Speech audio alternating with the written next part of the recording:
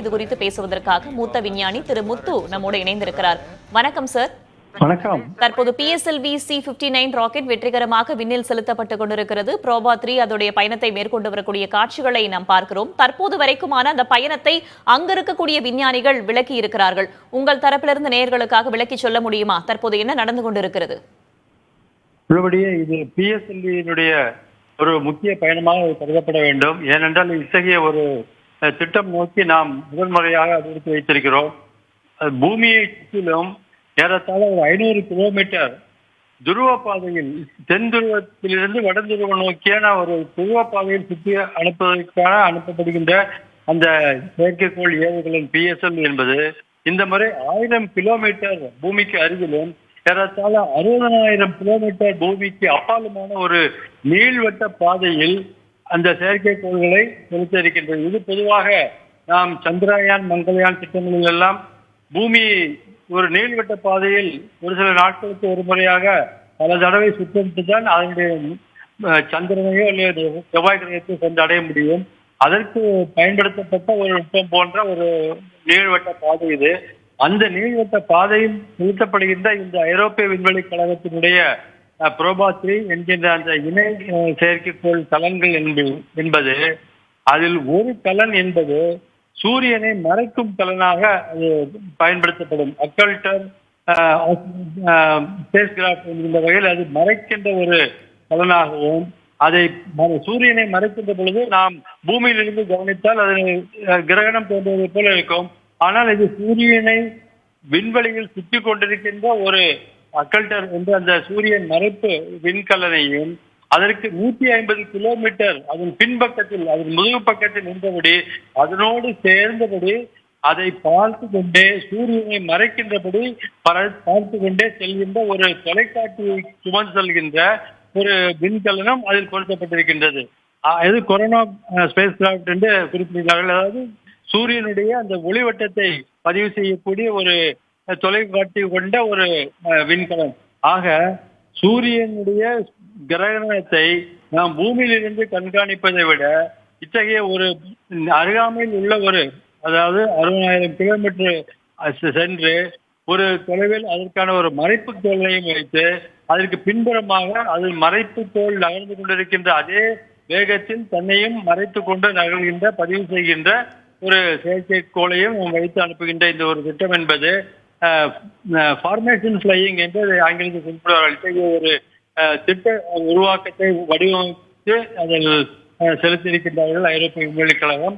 அது நேற்றுக்கு அதனுடைய பயண திட்டங்களில் சில மாற்றங்கள் இருந்த போதிலும் அந்த விண்கலன் என்பது இன்று செயல்பட தொடங்க இனி ஒரு சில மணி நேரங்கள் ஆகும். ஆனால் இதனுடைய நீள்வட்ட பாதையில் ஒரு முறை சுற்றுவதற்கு பொதுவாக துருவ பாதையை செயற்கைக்கோளெல்லாம் ஏறத்தாழ ஒரு 90 நிமிடங்களில் 1.5 மணி நேரத்தில் எல்லாம் ஒரு சுற்றிவிடும். ஆனால் இது ஏறத்தாழ 19 மணி நேரத்திற்கு ஒரு முறை சுற்றுகின்ற அளவிலும் ஐரோப்பிய விண்வெளி கழகத்திலிருந்து உள்ள ஆய்வறிஞர்கள் அதை கண்காணிக்கின்ற வகையிலுமான ஒரு நீள்வட்ட பாதையை வடிவமைத்திருப்பதாகத்தான் தெரிகிறது. ஆக அந்த வகையில் இது ஒரு முக்கியமான ஒரு பயணம். இந்த பயண திட்டத்திற்கு நம்ம இந்தியாவுடைய NSIL என்கின்ற நியூ ஸ்பேஸ் இந்தியா லிமிடெட் என்கின்ற அந்த விண்வெளி துறை சார்ந்த ஒரு நிறுவனமும் இதில் ஒத்துழைத்து வருகின்றது.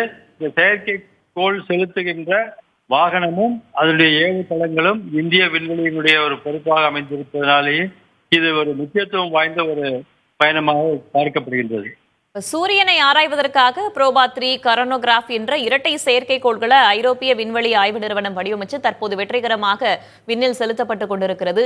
இதுபோல சூரியனை ஆராய்வதற்காக இதற்கு முன்பு என்னென்ன செயற்கைக்கோள்கள் எல்லாம் அனுப்பப்பட்டிருக்கின்றன? குறிப்பாக இந்த சூரியனுடைய கொரோனாவை ஆய்வு செய்வதற்காக இதற்கு முன்னதாக ஏதேனும் செயற்கைக்கோள்கள் செலுத்தப்பட்டிருக்கின்றனவா சார்? இந்தியாவை பொறுத்த மட்டில் அத்தகைய ஒரு விண்கலம் தான் கடந்த ஆண்டு ஆதித்யா L1 என்கின்ற அந்த ஒரு செயற்கைக்கோள் செலுத்தப்பட்டது, ஒரு விண்கலன் செலுத்தப்பட்டது.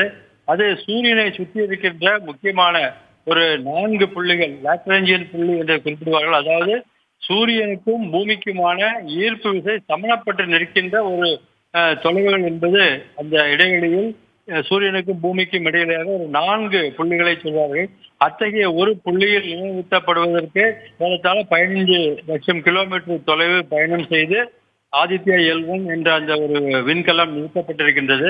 அது நிறுத்தப்பட்ட இடம் என்பது ஏறத்தாழ ஒரு வெர்ச்சுவல் கோள் என்று சொல்லலாம். ஒரு அங்கே நிஜமான ஒரு கோள் இல்லை என்றாலும் ஒரு கோள் நின்று அதை கவனிப்பதைப் போலவே சூரியனை சுற்றி வருகின்ற அத்தகைய ஒரு புள்ளியில் நின்று கொண்டு அதை பதிவு செய்கின்றது. அதிலும் இத்தகைய ஒரு கருவி பொருத்தப்பட்டிருக்கின்றது.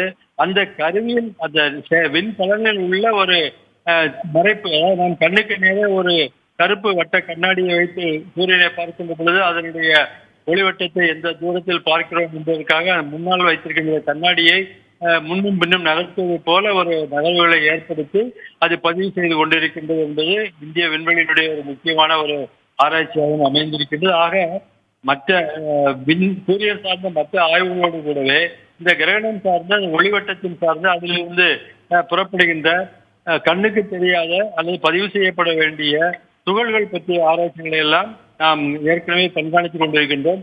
இது ஐரோப்பிய விண்வெளி கழகத்தின் ஒரு திட்டமாக நாம் அனுப்பியிருப்பது என்பது நமக்குமான ஒரு ஆய்வு முயற்சிக்கு பயன்படும் என்றுதான் கருதுகின்றேன். ப்ரோபா-3 செயற்கைக்கோள் குறித்தும் இதற்கு முன்னர் சூரியனை ஆய்வு செய்வதற்காக என்னென்ன செயற்கைக்கோள்கள் செலுத்தப்பட்டன என்பது குறித்தும் விரிவாக இணைப்பில் வந்து விளக்கியமைக்கு நன்றி திருமுத்து.